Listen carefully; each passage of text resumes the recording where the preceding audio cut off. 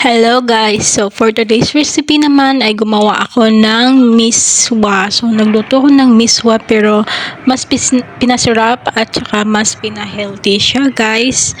So wag plain miswa yung ating lulutuin. So minsan try natin mag-experiment para makita natin kung ano pa yung kaya natin gawin sa isang simpleng recipes lang para ma-enhance natin yung mga simpleng recipes na kinagisnan natin nung bata tayo. So, syempre, meron akong sibuyas at bawang na ginigisa dito. So, gisa lang natin yan sa mantika. Syempre, hayaan natin lumabas yung aroma ng ating sibuyas at bawang. So, ayan, gisa-gisa lang natin yan. Ihalo lang natin para di siya masunog. So, medyo slight brown na nga yung ating sibuyas at bawang. Meron na akong hipon, pang sahog dito.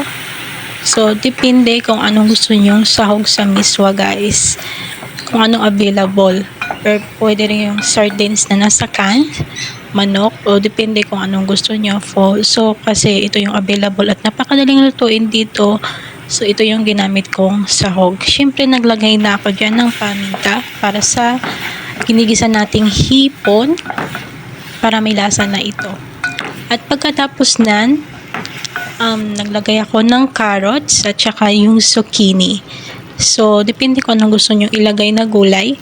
So, kasi may zucchini kami dito or kusang na tinatawag dito sa Middle East at carrots. Yan yung naglagay ako niyan para medyo healthy yung ating kakainin sa araw na ito. So, syempre, ginisa ko lang ito kasi ito yung matigas na gulay na ginamit ko. Yun yung una kong nilagay at ginisa. So, pagkatapos niya na naglagay na ako ng ating tubig dito. Yung sakto lang sa rami ng miswa. O kung gusto nyo mas masabaw ito, pwede nyo damihan yung tubig sa inyo. At syempre, naglagay ako dito ng chicken cubes para pang pagdagdag ng lasa. At hinayaan ko lang itong kumulo at lumambot yung ating gulay. At dan kumulo na ito, ay kinuha ko lang yung bula-bula dyan sa itaas. Tinapon ko lang ito.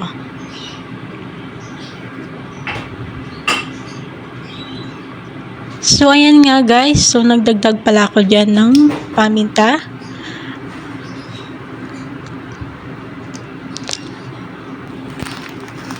At ng asin guys. Naglagay ako ng kaunting asin. Nagdagdag ako ng asin. At saka inalagay ko na dito yung ating miswa. So, yung miswa nito guys, in-order namin sa isang online grocery shopping dito sa Middle East. Dahil nakakamiss, minsan nag-order kami ng mga Pinoy food o kung ano pwedeng maluto namin na Pinoy. So, ayan, ilagay ko lang yung siguro mga isang pack na siguro basta maliit lang yung miswa na kasi tira lang ito. Kaya niluto ko na dito. So, ayan, hinayaan ko lang at hinahalo-halo dito.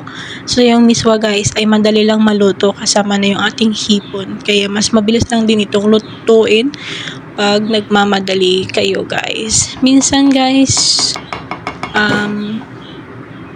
mas masarap mag-experiment ng ating kinakain or pag in-enhance pa natin nito pag gusto nating magiging healthy. Ito yung mga plain lang, tapos gawin natin magkakaiba na naman. Guys, try nyo yan guys. So, syempre, meron akong lettuce dito at saka yung ating spring onions. So, yung lettuce is optional lang. Kung anong available na dahon dyan, pwede nyong ilagay. Pwede kayong maglagay ng kangkong, malunggay, kamuting kahoy, depende sa inyo kung anong gusto nyong idagdag dyan sa ating miswa. Pagkatapos nyo nung naluto na yung ating mga gulay, ito guys ay luto na.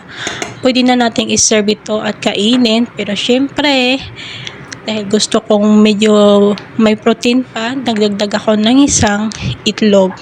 So, isang itlog lang guys ang idinagdag ko. Yung itlog guys ay hinaluan ko pala yun ng asin at paminta. Hindi ko na videohan. Pero, nagdagdag ako dito ng itlog sa ating miswa. So, parang soup na siya. Miswa soup. Tawag ko dito. Pwede ba guys? Sa ganitong recipe. So, hope you enjoyed this video guys. Luto na itong ating miswa na pina-enhance and pina-healthy natin. So, enjoy guys. And hope you follow me. And share this video if you like my recipe. So, thank you and have fun.